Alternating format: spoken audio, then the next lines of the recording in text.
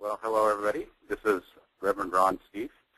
I'm the Executive Director of the National Religious Campaign Against Torture, and I want to thank everybody for joining in today.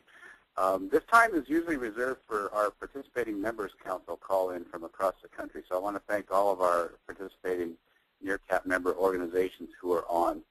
And today we wanted to do something new and put together a webinar which will also be archived for folks to use afterwards. And it's going to be substantive, looking at Human Rights Day, honoring that day in 1948 when the UN General Assembly adopted the Universal Declaration of Human Rights. So who better to tie together the various strands of the human rights mission we've all taken on as faith and community leaders than two really good friends of our NRCAT and the movement. Professor Juan Mendez, the UN Special Rapporteur on Torture, who travels the globe. I'm always impressed at how his reach is so broad and so wide, and yet can stay focused in so many different areas, advocating for human rights and ending torture. And then, of course, Dr.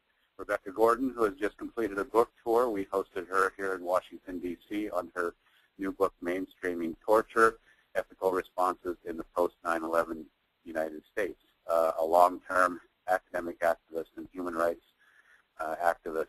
So I know that both mention NRCAT almost everywhere they go when they speak about torture, and now we get to spend an hour with them. So before we start, let me just say a couple things about what I know is on the top of most of your minds. After 6 years of working on this, NRCAT was able to celebrate a real victory yesterday with the release of the Senate Intelligence Committee's torture report.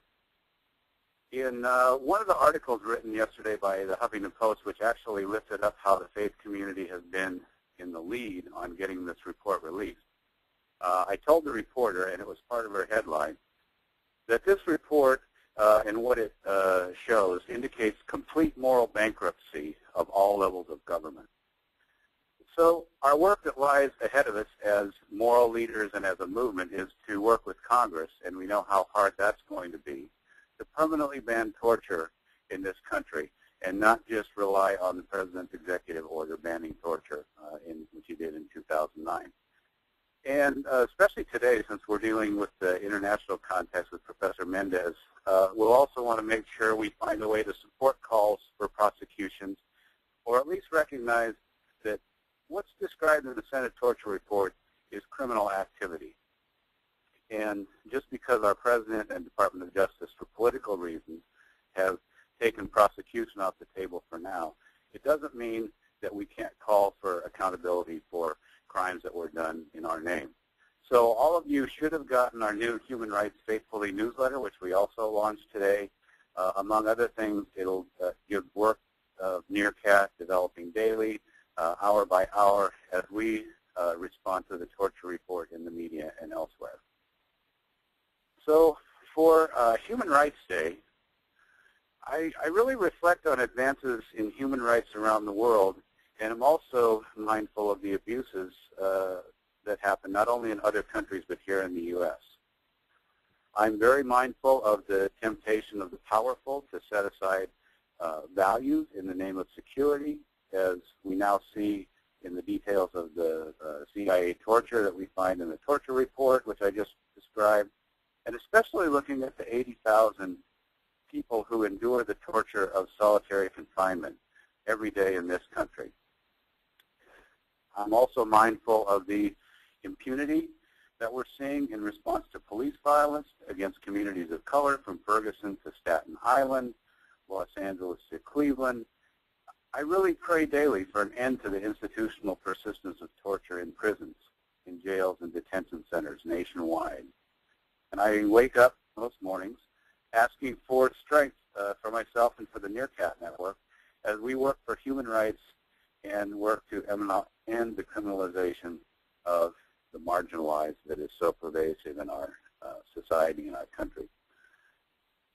In closing, I'd just like to say we're really fortunate, I believe, as faith leaders placed by God as leaders right now in this movement. Whenever and wherever human rights and human dignity are violated, where systemic violence, racism, and brutality persist, whether we see it in our streets or in the prisons or places of confinement, we see that the faith community is there. I see you there, and I want you to see me there, standing together and working boldly for justice. When Pope Francis issued a call, as he recently did, it wasn't quite a call, but he described solitary confinement as torture. It's Catholics in the NRCAT network and all of us in the faith network who are there to give that legs, to give it meaning, to apply it to our work. When we stand year after year in front of the White House, holding meetings occasionally at the State Department, calling for the closure of Guantanamo, NRCAT and our fellow organizations representing victims of torture, and many of you, we're there. We're there to call for the closure of Guantanamo. As Jewish and Muslim and other scholars and activists come together to strategize our role in ending the otherization of Muslims, the marginalization of Islam, because we know the first step to violating human rights is to define someone as less of a human being. NRCAT is there with many of you to help develop program and advocacy. So I just want to say for this Human Rights Day, thanks be to God for all of those who do this important work. And so now I want to turn, very excited to have our guest speakers. I want to turn to them, and they'll each speak for 10 to 15 minutes, and then we'll have time for questions. To submit a question, you can either write in your in the box that is your that is on your screen, or you can email it campaign@nrcat.org. That's campaign@nrcat.org, or just write it in the box. And then we'll, after the presentations, we'll have some time for some interchange. Thanks again, and I'm going to turn it over to Juan Mendez.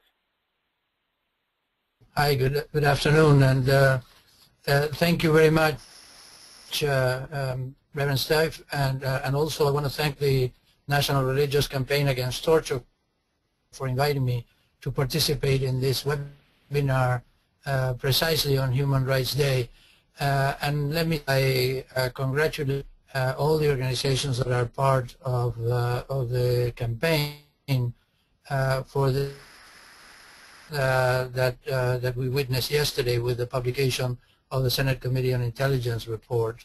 I know how hard work for many years in getting this report out, and it is later, but it is an important achievement of United States civil society, being mindful of all the pressures and the difficulties that of this report presented, 5 years in fact.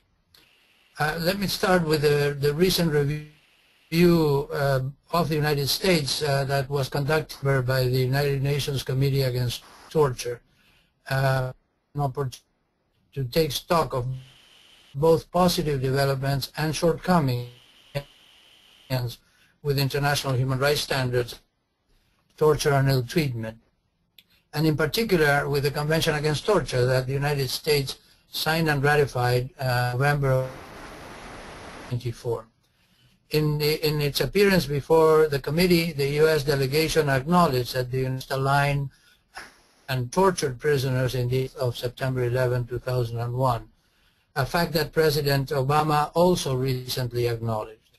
This admission, as well as the delegation's recognition that torture and ill treatment are absolutely prohibited everywhere and at all times, quote unquote, and its express commitment to putting in place to prevent any new occurrence of torture are welcome development, constitute a step in the right direction of accountability and compliance with basic fundamentals of international law.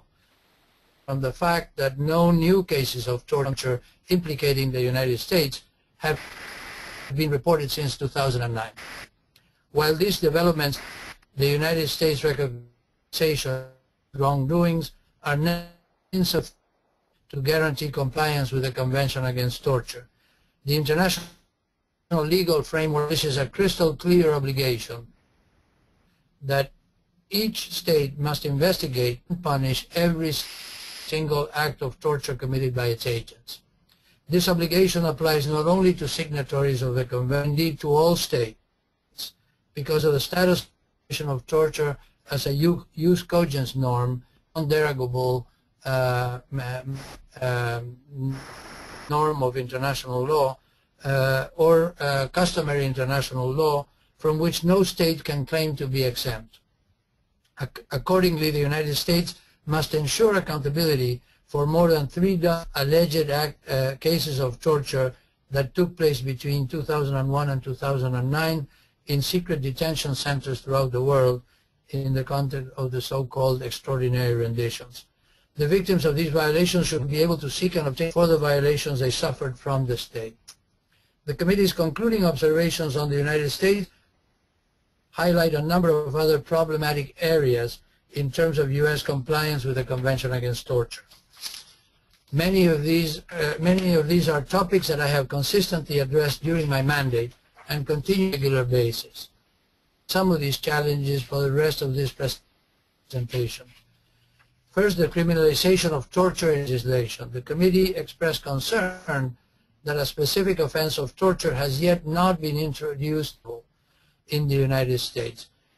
It rightly noted that discrepancies between the Convention's definition of torture and those incorporated into domestic law in any state create actual or potential loopholes for impunity. During my country visits, I consistently urge states to bring their national legislation in line with international law, reminding them that this is an essential first step in meeting the Convention's other fundamental obligations. In addition, it is important for the United States to withdraw its interpretive understandings and reservations to the Convention, and particularly to ensure that acts of psychological torture qualified as, quote, prolonged mental harm, end quote.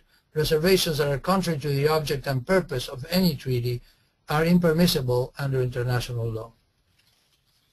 On the matter of extraterritoriality and allegations of torture and ill-treatment of suspects held in U.S. custody abroad, I joined the committee in welcoming the United States' unequivocal commitment to abide by the Universal of Torture and Ill-Treatment everywhere, including Guantanamo Bay and Bagram detention centers. During its review, the United States delegation stated that it applies the Convention to certain areas beyond its sovereign territory, which it defines as all places that it controls as government authority, such as Guantanamo Bay. As the committee recommended, the United States should do and take effective torture in any territory under its jurisdiction, which is, as per General Comment Number 2, it includes all areas where the state party exercises or indirectly, in whole or in part, de jure or de facto, control over people or territory. This would include acts taken, for instance, on board ships or aircraft registered by the United States during periods of military or peacekeeping operations, and in such places as embassies, military bases, and detention facilities outside of U.S. territory. The committee further expressed concern over the failure of the United States to fully investigate allegations of torture and ill-treatment of suspects held in its custody abroad, which is evidenced by the limited number of criminal prosecutions and convictions. I have voiced similar concerns in the past, particularly as regards a decision by the Department of Justice in 2011 not to initiate prosecutions in 2 cases involving deaths in custody abroad. It is essential that the United States has an obligation to carry out prompt and effective investigations wherever reasonable grounds to believe that an act of torture or ill-treatment has been committed, to ensure that alleged perpetrators, including accomplices and those in positions of command, are duly prosecuted, and to provide adequate redress and compensation, including as full rehabilitation as possible, to victims of torture and their families. On the matter of extraordinary rendition, secret detention and interrogation program operated by the CIA between 2001 and 2008, I want to commend again Senate Intelligence Committee for releasing its report, or at least the executive summary report. The committee expressed concern about the lack of information. The committee against concern about the lack of information provided on the practice of rendition enforced disappearances and abusive interrogation techniques in the aftermath of September 11, 2001. I have also repeatedly emphasized the legal and moral obligation of the United States to discover and disclose the entire truth about torture by its agents, and urge the executive of the Senate Intelligence Committee report on CIA interrogation in the most complete and comprehensive form possible, that is, as much as possible, unredacted. I recently joined 6 other special procedures mandate holders of the United Nations Human Rights Council in writing an open letter to President Obama in which we called on the United States to rise to meet the standard it has set, both for others, by release report. And we highlighted the responsibility of the President, the Americans know what happened during the dark ordinary rendition, secret detention, and so-called enhanced interrogation techniques were practiced, and to ensure accountability and transparency to the fullest extent possible. As stated in the open letter, it was also our conviction that lasting security for the United States can only be achieved on the basis of truth, not secrecy. In this context, I am encouraged by yesterday's release of the findings summary of the Senate report. In particular, I welcome the conclusion that the CIA's use of enhanced interrogation was an effect acquiring intelligence or gaining cooperation from detainees, and that the justification for the use of such methods rested on inaccurate claims of their effectiveness. End quote. End quote. Serious abuses detailed in the report constitute basic international human rights, and I urge U.S. authorities to combat impunity and ensure accountability by investigating and prosecuting those responsible. A failure to do so would be contrary to the United States obligations under human rights law and the Convention Against Torture. I should add the of the Geneva Conventions as far as torture may have happened in the violation of the prohibitions in the laws of war. Regarding Guantanamo Bay, the Committee Against Torture expressed deep concern about the continued detention of persons without charge, reiterating the fact that the indefinite detention of persons without charge or trial is per se a violation of the Convention Against Torture. The committee also called on the United States to invite me, in my capacity as Special Rapporteur on Torture, to visit the facility with full access to detainees, including private, in conformity with the terms of fact-finding missions by Special UN Human Rights Council. I continue to insist on being invited to visit Guantanamo Bay, conditions that I can accept. As you know, I was invited in 2012, but on conditions that I unfortunately cannot accept. I have regrettably had to reject that because it would have allowed me to visit some parts of the facility and place there, but it would not have allowed me to interview inmates of my choosing and without being monitored. And those are terms that neither I nor any special rapporteur or working group of the United Nations can accept. I am also currently in the process of negotiating visits to prisons in both state and federal in the mainland of the United States. I am particularly interested in, and I should say that this from a visit to the secure housing unit in Pelican Bay, California, in Pelican Bay Prison in Northern California. But unfortunately, I have to say that that visit did not take place in my capacity as a special rapporteur, but rather as an expert witness in class action litigation that is going on challenging solitary confinement in Pelican Bay. The use of solitary confinement has been a main topic of concern for my mandate since I published my 2011 on the subject. During its recent review, Committee Against Torture, its claim is, and I quote, no systematic solitary confinement in the United States, end quote. However, reliable sources estimate up to 80,000 prisoners are currently held in solitary on any given day. In its concluding observation, he echoed the recommendations of my report, calling for the use of solitary confinement only as a measure of last for as short a time as possible under strict supervision with the possibility.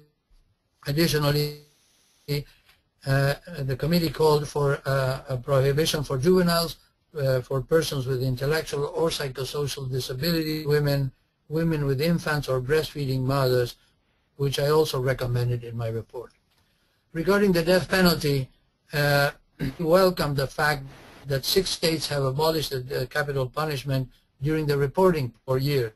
Amended the fact that the United States is not currently considering abolishing the death penalty at the federal level. It also declared itself especially troubled by the rate of botched executions in Arizona, Oklahoma. In my 2012 death penalty, I concluded that there is a growing trend that views the death penalty, both as a general practice and through the specific methods of implementation and other surrounding circumstances, as torture or ill treatment. I urge states to consider using the death penalty per se fails to respect the inherent to consider causes several mental and physical pain or that amounts to torture or ill treatment, even. In my report, I explained that some circumstances related to implementation of the death penalty, such as the so-called deaths in the United States, as well as methods of execution, stoning, amount to torture and ill treatment. Most recently, I joined a Special Rapporteur on extrajudicial summary and arbitrary executions to urge the United States government and the authorities of the state of Texas to hold the execution of Scott Panetti with proven psychosocial abilities. In this appeal, we explained that it is a violation of the laws to impose capital punishment on disability. Death penalty under these conditions amounts to an arbitrary execution and to torture. I envisioned the U.S. Court of Appeals Circuit last week. In conclusion, take this to reiterate a conviction that the abolition of torture is a goal that we can achieve. It is essential to regain a universal moral condemnation of torture and do away with and counter any fallacious arguments about the inevitability or necessity of torture. Torture diminishes the worth and dignity of victims, but it also worth and dignity of our society and of our institution, and it is up to us to recognize the essential moral imperative to prohibit torture and to fight against its use everywhere. I reiterate the National Religious Campaign Against Torture for inviting me to speak today and look forward to our discussion. Thank you. Thank you very much, Juan, especially for ending by calling for the universal moral condemnation of torture, which is a message we need right now, and also your international perspective with the Committee Against Torture. The U.S. is not an island, although we like to think of ourselves as that sometimes. We are part of a global community. And to talk about the U.S. and some of the broader issues on human rights as it pertains to torture, we next will turn to our good friend Rebecca Gordon. Hi, Rebecca. Hi, Ron. It's great to be here. Thank you so much, and thank you also to NRCAT for inviting me and Professor Mendez on this important occasion. I'm honored to be able to talk about this, especially the day after we have had a real victory, and it's important that we claim our victories in finally getting at least a partial, somewhat redacted summary of the Senate Intelligence Committee's report. I want to talk about two things in reference to that report, because I think a lot of the way that it's been received in the media and in personal conversations is resting on a couple of false assumptions. And the first of these is that the most important question that the report answers is whether or not torture worked. And the second assumption is that the only kind of torture that really counts is torture that happens in wars in foreign countries. And so I'm going to unpack both of those a little bit today. So first of all, I agree with Professor Mendez that, in fact, many years of experience, observation, study all demonstrate that, in fact, torture is a very bad way of collecting actionable intelligence. It usually results in a pile of confabulation, truths, half-truths, and as the report says, in the case of the U.S. war on terror, did not, in fact, result in anything useful in terms of either identifying the people who were responsible for September 11th, locating the home of Osama bin Laden, or indeed preventing future attacks on the United States. But as long as we couch the discussion in the context, in such that the basic question is, did it work or didn't it, we're kind of missing another opportunity, which is to say it doesn't matter if it works or not, because torture is illegal under U.S. and international law, and it's a moral abomination. So that even if it had worked, we would still be wrong to have done it. And I think this is an important platform that we need to put underneath all of our arguments. Once we concede that it's okay to torture people if it actually protects other people, then we've kind of given away the whole moral argument. This is my belief anyway. And so I think it's important, as Professor Mendez has done, that we constantly bring ourselves back to the fact that we have both legal and moral obligations, both to prevent torture and to prosecute and bring to justice those people who are responsible for it. And I think that if we fail to do that, we simply lay the groundwork to allow the kinds of things that happened in the so-called war on terror to happen again.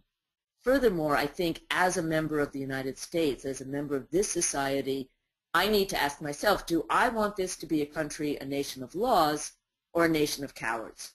Do I want us to be a country in which anything is permitted as long as it makes some Americans safer or makes some Americans even feel safer? Or do I want to be part of a society that says, regardless of how afraid we are, there are certain things that we will not do, both because we've signed conventions saying we won't and because it's a moral abomination, because it's simply wrong.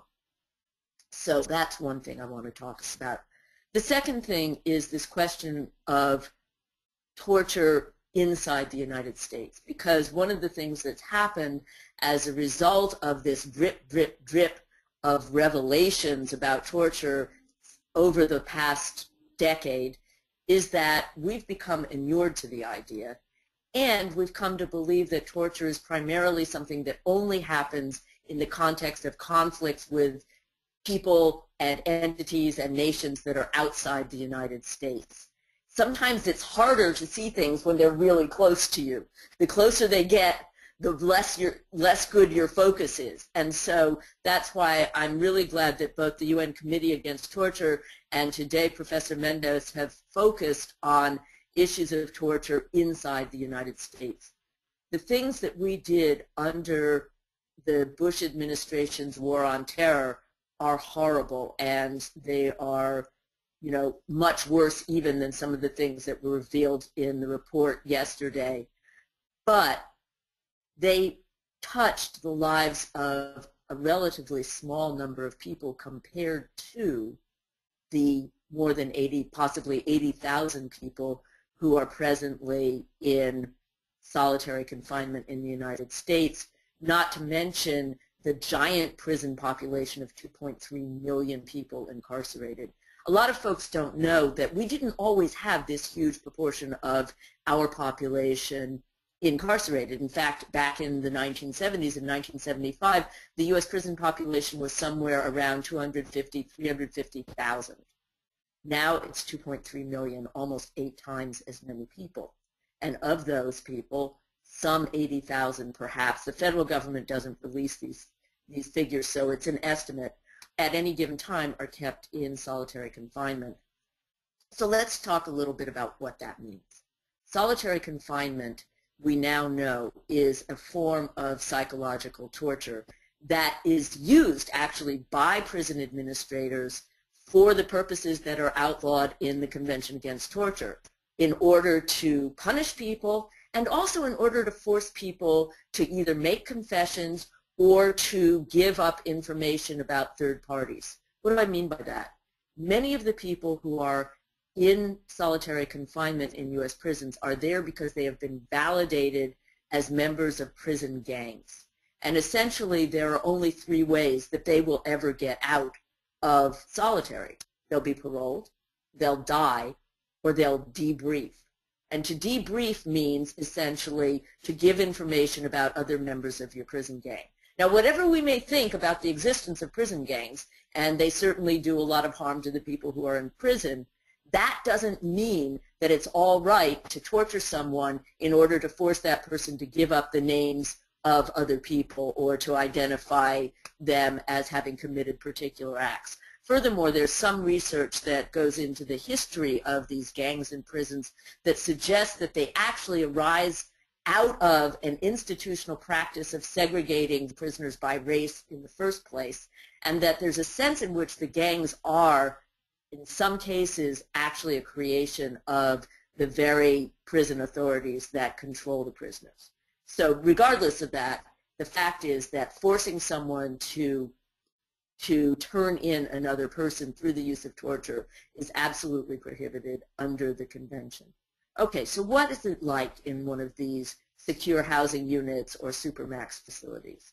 Many of them are underground, some are not. Usually the experience is that you are placed in a cell, 8 by 10, painted white with fluorescent lighting, a video camera in the corner so that Jeremy Bentham's panopticon has finally been achieved. It is now possible to observe every prisoner at any time, and the prisoner won't know that he or she is being observed or when he or she is being observed. You are very often prevented from having any kind of material to relieve boredom, including reading material and so forth, and you are kept from human contact. Your meals are delivered on trays that are shoved through slots in the door. You might get an hour out of every 24 for exercise, but even in those cases, it's by yourself. And we understand that the human animal, within about 15 days, can very often experience psychosis, hallucinations, hearing voices, extreme paranoia, simply as a result of having been left without human contact. The human animal needs contact with other members of its own species. Okay, so this is what we're talking about. And in California, at Pelican Bay, there are people, according to Amnesty International, who have been in this kind of confinement for up to 20 years. One, in fact, almost 30 years. So this is a form of torture that is ongoing even as we're speaking and sitting here right now. I also want to talk a little bit about the relationship between the torture in U.S. prisons and policing in U.S. cities. And this was actually an issue that the UN Committee on Against Torture commented on in their report on U.S., their summary report on U.S. compliance. And they expressed real concern about two things. One is the ongoing tendency of the police to single out particular social classes, ethnic and racial groups for certain kinds of intense policing. And the other was the militarization of the U.S. police. And this is something that has actually increased in the time since the so-called war on terror. One of the things that's happening now as a result of that is that the Defense Department actually has a whole lot of leftover materiel. And in fact, they are dumping this material on police forces all over the country, whether it's MRAP vehicles, which are essentially armored personnel carriers, which are now patrolling the streets of East Oakland across the bay from where I live, or in the case of Los Angeles, it can sometimes be a little bit amusing. They were given a bunch of snow clearing material and 500 snowsuits to wear in case they needed to patrol the streets of Los Angeles during a snowstorm. But in reality, they're also receiving military-grade rifles. And this is also, by the way, not only local police departments, but university police departments, so that there are university police departments that have now been outfitted with M16 rifles and night goggles, just in case they need to launch a SWAT-type operation against people studying in the library. Seriously, though, this is a real concern, and part of why the Committee Against Torture is concerned about it is because of the specific focus on particular racial groups. And, you know, I'm sure everybody who's listening to this webinar is deeply aware, as Ron said in the beginning, of the reality that there is impunity for police who kill unarmed black people in this country in the course of their policing. And, you know, we've seen it in Ferguson, we've seen it in Staten Island, we've seen it in Cleveland, and those are just the three most recent cases, all within a couple of months of each other. So, but this is in fact something that African Americans know happens almost on a daily basis, that the police are able to visit violence against the members of their community, especially their young men, pretty much with impunity. So let me just step back a little bit and talk about why that has a connection to torture, because I think it does. Every society that decides that it's going to create institutionalized torture, every society in which institutionalized state torture is embedded, selects one or more groups of people who are identified as legitimate targets of torture. It's not okay to torture everybody, but there are people who, by the way they are defined in the public imagination, whether as terrorists, as Marxists, as dangerous thugs, become legitimate targets because they are placed outside of the circle of actual human beings. So in Chile, for example, the DINA, the secret police under Pinochet, often called the people they were torturing humanoid, to indicate for themselves and other people that these folks were not entirely human. In Greece, they were called bugs or vermin. In the United States, historically, there are two groups of people for whom torture has been legitimate from even before the founding of the country itself. And that first group is the Native people who were already living here, and the history of the U.S. Indian Wars includes torture, frankly, on both sides. But equally importantly is the group of people who are the descendants of enslaved people who were brought here from Africa. And torture and slavery are actually tied together from the very beginning, from the very root. And the reason for this is that when white farmers from England began to farm in, for example, Virginia, they had a real serious problem, which was a labor shortage. The first group of people they brought over to farm with them were indentured servants, people who made a promise of 7 years of labor, either in return for having their passage on the boat paid, or in return for, at the end of that time, getting 50 acres of land to farm themselves. They had an incentive to work. When people began to bring enslaved people from Africa to work in the tobacco fields of Virginia, for example, they had no incentive to work. They weren't going to get 50 acres of land to farm themselves. They were never going to be freed after 7 or 10 years of labor. They and their children and their children's children were going to work for their entire lives. What the farmers discovered is that there was no incentive for these people to work except to use physical pain, to use whipping, shackling, beating, branding. And so the use of unlimited physical pain, including mutilations of people's bodies, the loss of ears, fingers, etc., begins with the very beginning of slavery.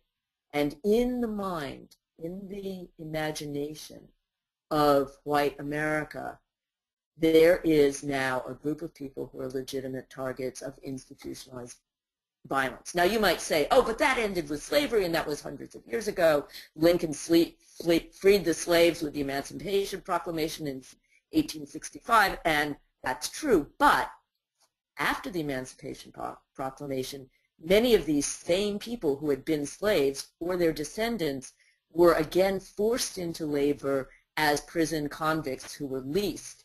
The entire steel industry in the southern United States was built on the use of convict labor, and very often the kinds of offenses which black people were arrested for were things that wouldn't be an offense if a white person did them, such as making an insolent gesture, something like that.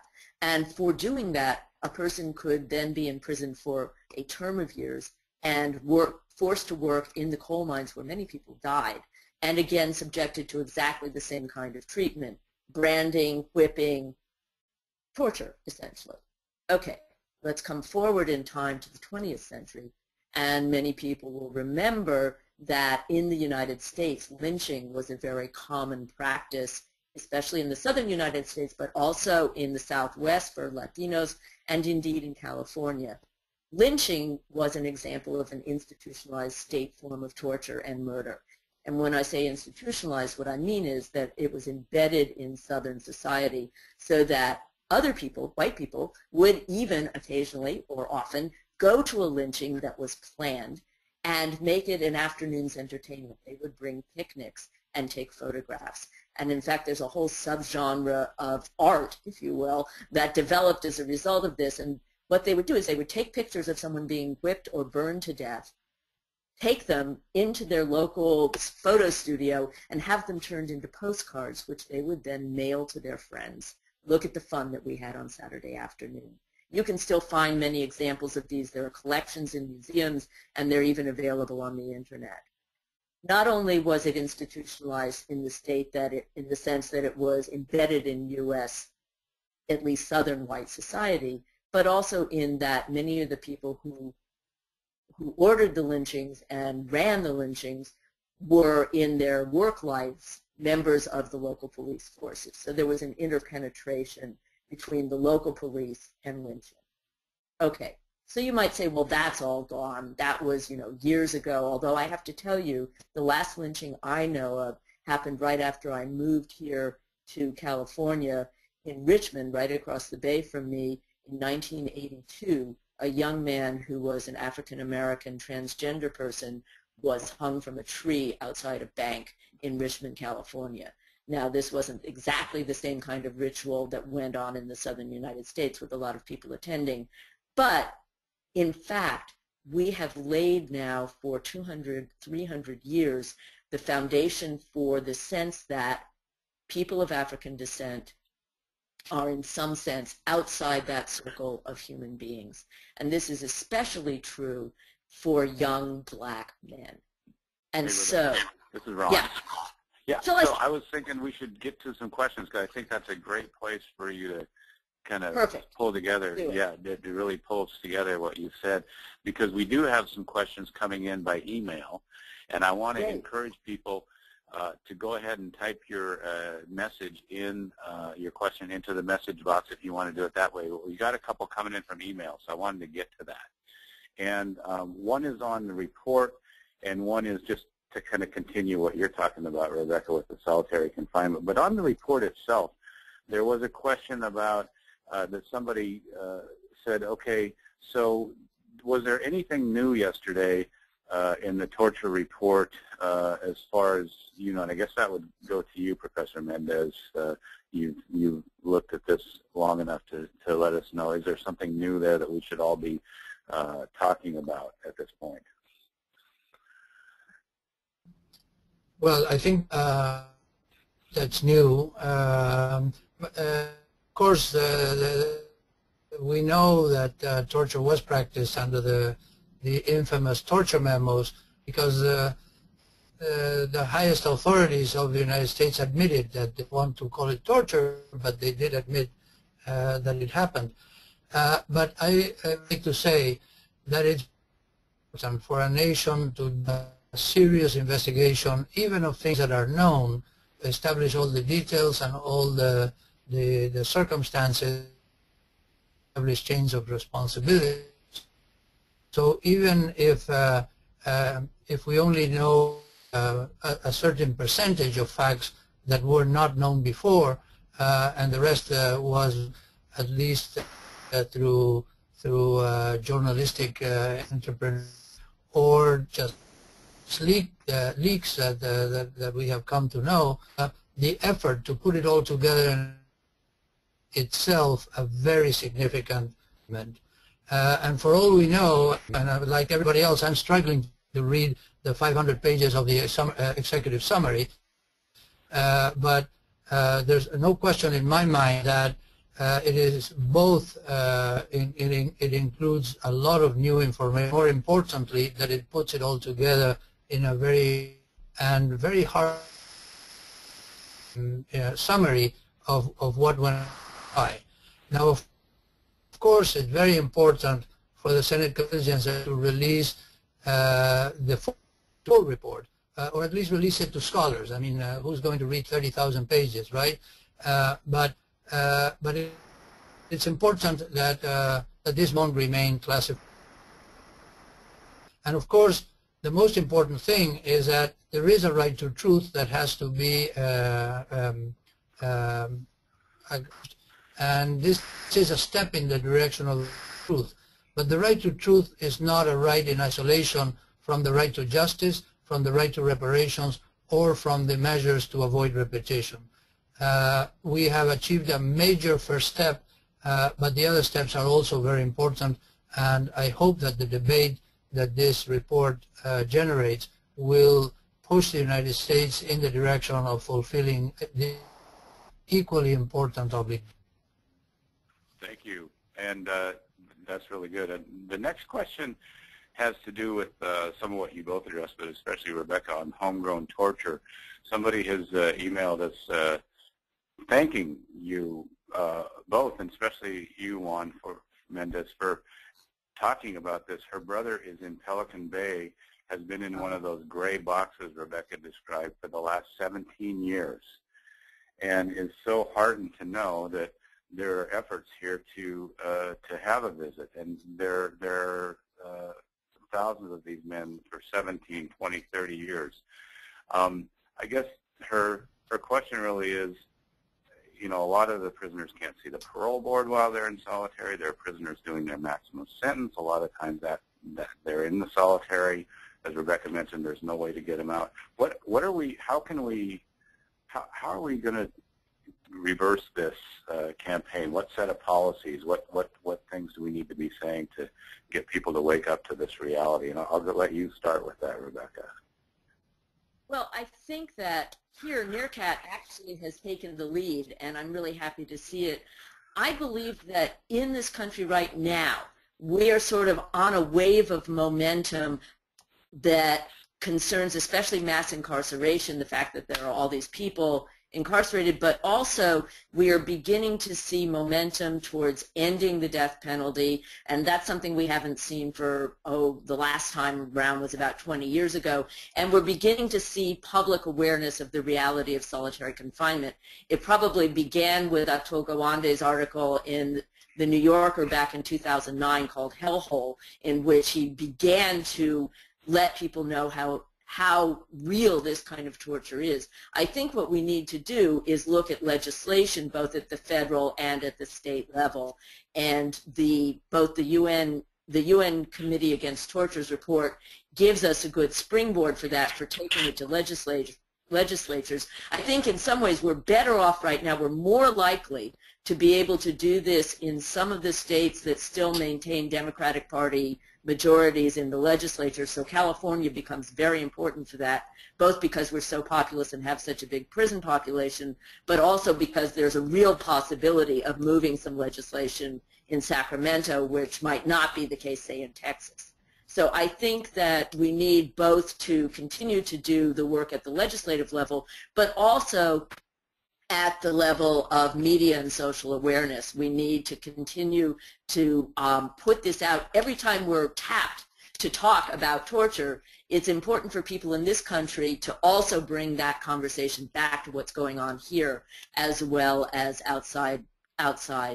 And you know, it's going to be a fight, but I actually think that we have a moment now which we need to seize. That, you know, 5 years ago, it would have been impossible to really get people to even talk about it. Now is the time we have to seize this and push that momentum through. And once we start getting legislation in specifics in states, we can begin to move to the federal level.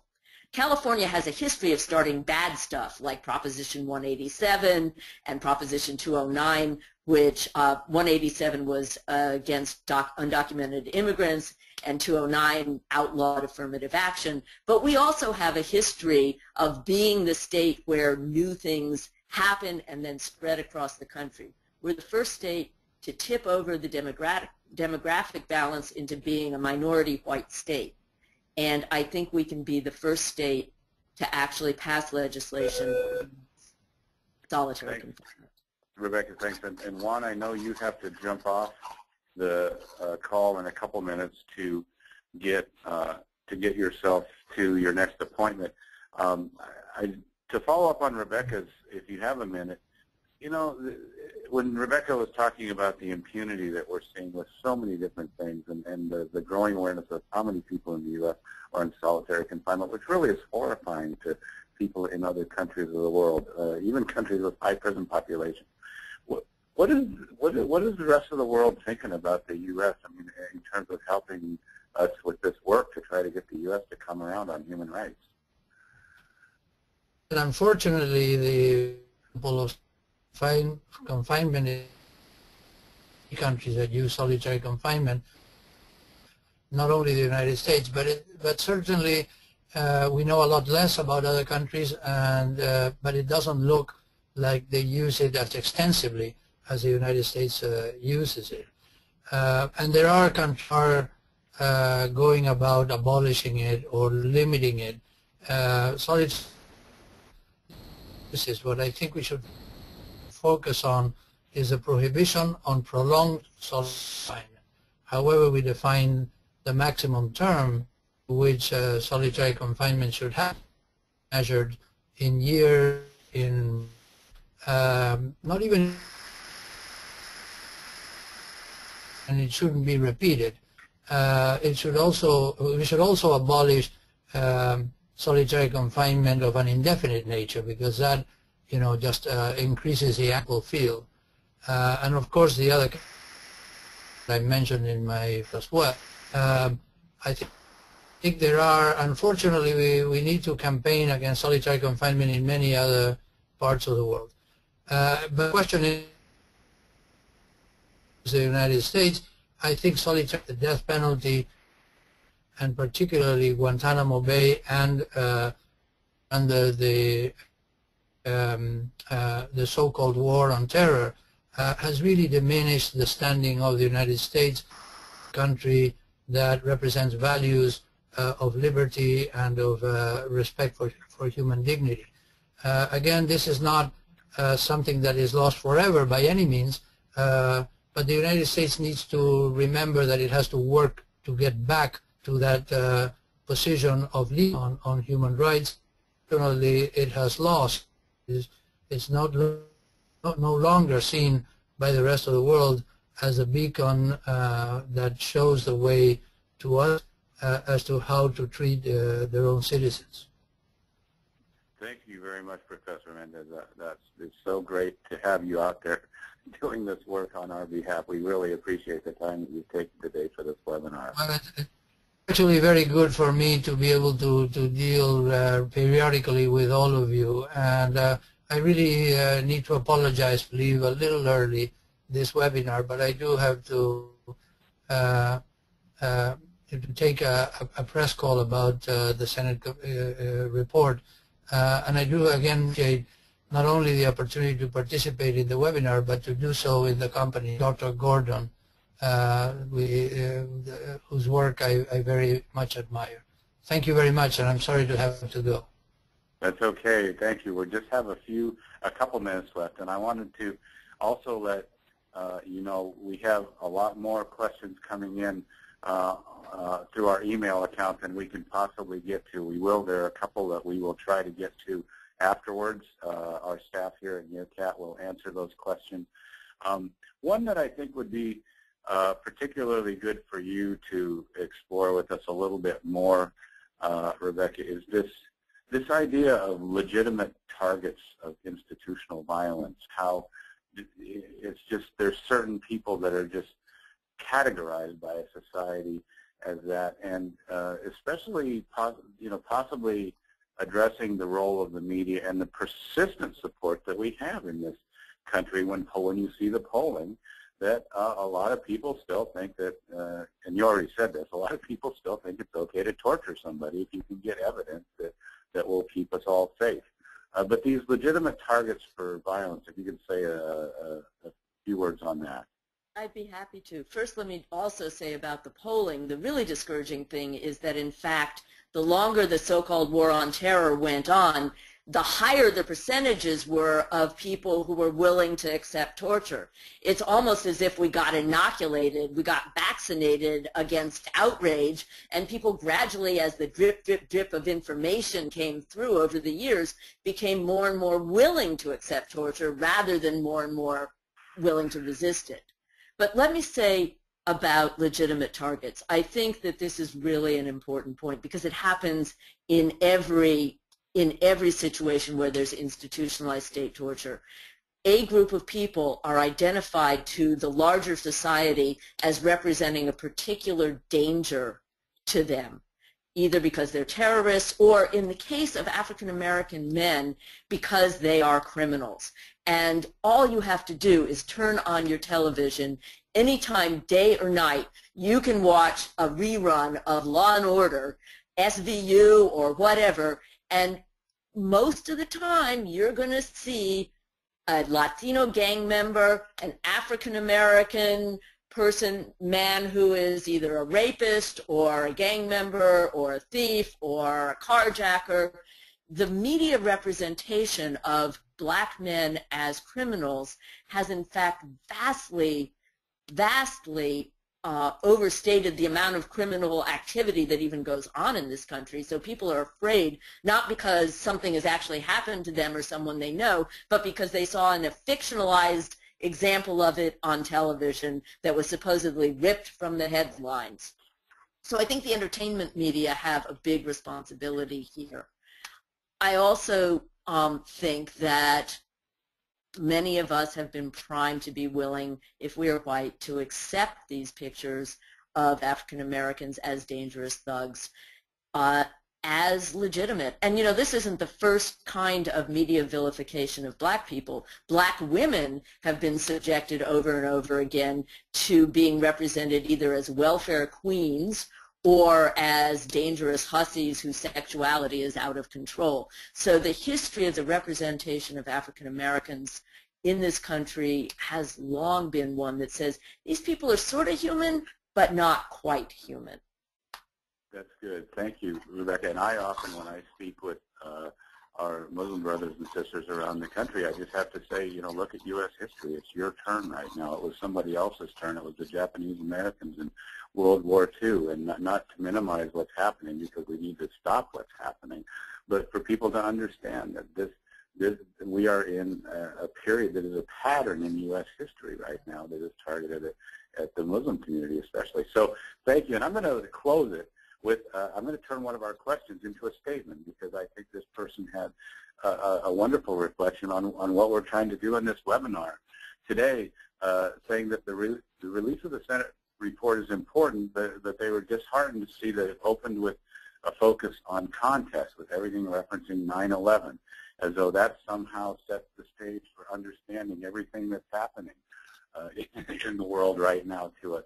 You know, and so rather, we just need to repudiate torture. We need to be talking about how to hold those accountable who ordered the torture, who orchestrated it, and also we need to spark a long overdue national conversation, and I hope this is part of that, about moving beyond this particular frame for looking at torture of 9/11 and start to get discussions that don't just link to a particular historical event and then even end up deflecting responsibility, but to take ownership of this as a conversation that we need to do as a nation, as a movement, as faith leaders. And so I'll let that question be our closing statement because I thought that was really good. We will get back to other questions, I have a number that we couldn't get to on the webinar. I want to thank you so much, Rebecca Gordon, for enlightening us with your wisdom today. I hope everybody has a chance to get your book and read it. It's a wonderful book. And with that, I'll sign us off on the webinar. Thanks again, everybody, for being part of this. And it will be archived for your future reference, and we'll send the link out. Okay? Great. Thank you.